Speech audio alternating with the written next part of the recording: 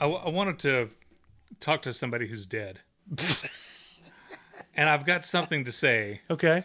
Rube Goldberg. Okay. Go screw yourself. That's the guy that made the little machines that do things. I hate Rube Goldberg with a passion. One of your kids has a project. Yes. One of my kids has a project. Mm-hmm. He has to do a Rube Goldberg machine. It has so many steps. It has to have 10 steps. To wipe a cat's ass at the end exactly. or something. Something has to roll down a thing and knock into something, which knocks over the pebbles that roll up the thing and then goes down the hoop that twirls. Yeah. And, years ago, we did this. And by we, it was mostly Jacob. Honestly, it was mostly Jacob who did this Rube Goldberg machine.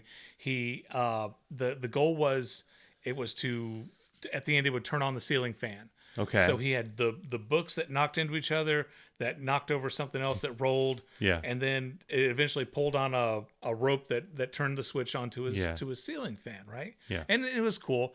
And I videotaped it and we sent it to his science teacher. Mm-hmm. And his science teacher still plays that video. Here was like 8 years later. Yeah. He still shows that video to his class. He's like, this is and so pretty cool. And this time we're just, how do you help a kid?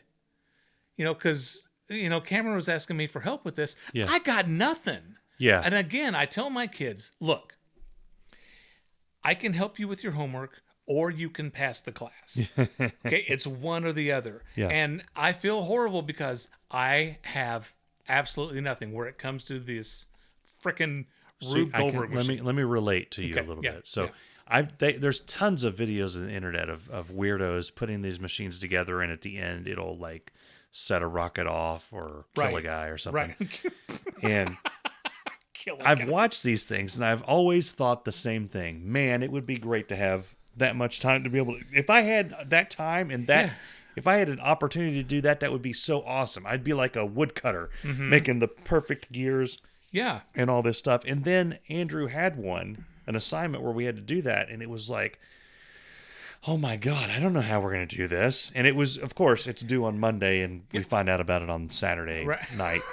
Yeah. And so Dad, I've got to do a project. The fun part about our thing is it was less, I think the intention of the project is you learn a lot about physics and different things in the process of doing that and how to plan a project. That's the intended lesson. Right.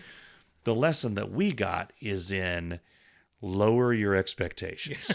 Yes. So we're going to have 4 popsicle sticks, 1 marble, and a spool of thread. Good luck. Because one of the objectives was identify something that your machine will do and then build a machine to do it. Right. So, of course, we're like, start the car. Or something crazy. Turn on the PlayStation, and we start building, and it's as we're building. Use Pee-wee's Big Adventure as an example. Yeah, as we're moving, the expectations get less and less. Okay, we'll just turn on this light. Okay, we'll make this book fall near Booba and scare her. That will be the machine. That'll be what we put her over there. Okay, well, just the second thing falls, and that's our goal is to push over a popsicle stick. Yeah. I don't remember what the final goal was. I think it was a car jumps off a thing and lands in the sink. It was. I think there were tears. I think there was cussing. I'm seriously is it really a homework project unless everyone's crying? Yeah. I mean, at least half the kids or everybody should be crying. Yeah. But what I think we should do, and this would stand out. This would absolutely stand out amongst all the other machines, a human Rube Goldberg machine. Yeah. Where a ball drops into, say, my hand, and then it moves over. Oh, yeah. And then it opens up and it falls down into 2 hands that are below me. Oh, Let's say those hands belong to Jacob. Yeah. And then Jacob walks 10 steps, turns, and then rolls it across the floor into Libby's hands. Then she takes it, throws it through the hoop. Yeah. We're done. You just basically reenacted like most of the people's lives in this country.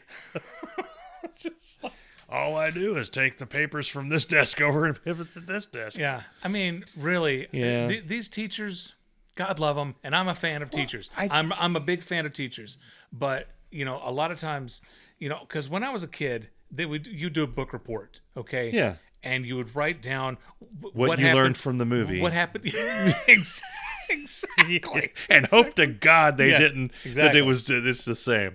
I would read like the first chapter, the last chapter, and then hope that I understood something because I hated reading. I still hate reading. But you'd write a book report. Okay, so Jacob had a project not that long ago when he was in elementary school. His book report, you read the book, and then from ideas you got from that book, you make a box of cereal. Yeah.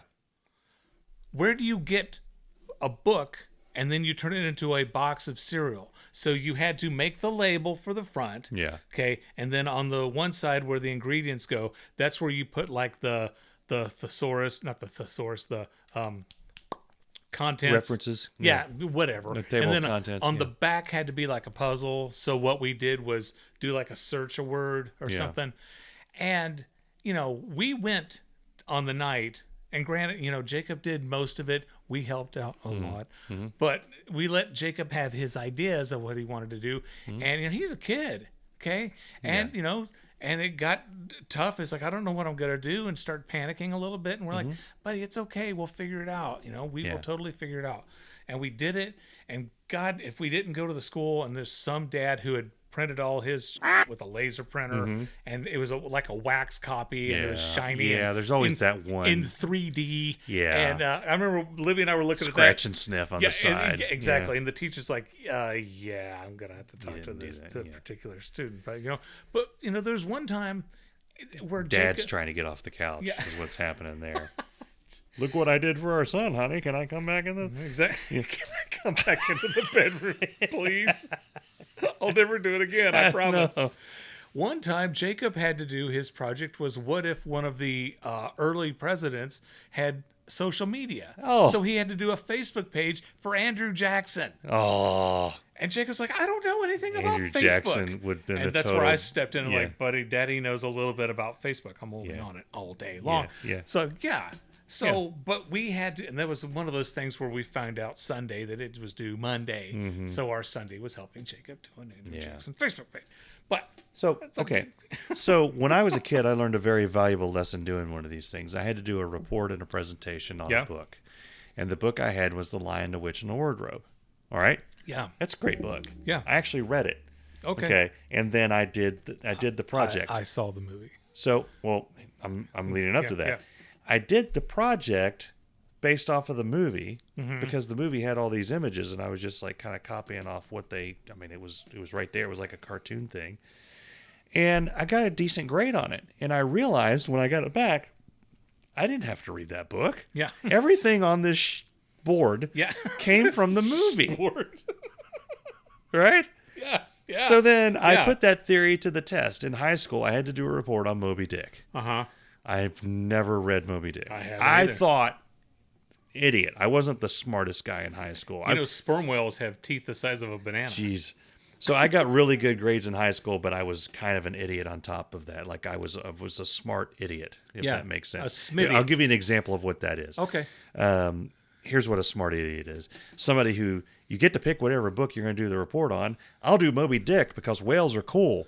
And then you get the book and it's like 5,000 pages of some crotchety old bastard on a boat pissed at a whale. Is it? Yeah. Yeah. So all I did was go to the library and found another book that talks about Moby Dick and copied down a bunch of stuff, changed some words around. What's it called? The not Cliff's Notes. The Cliff Notes. Yeah, something similar to that. Yeah.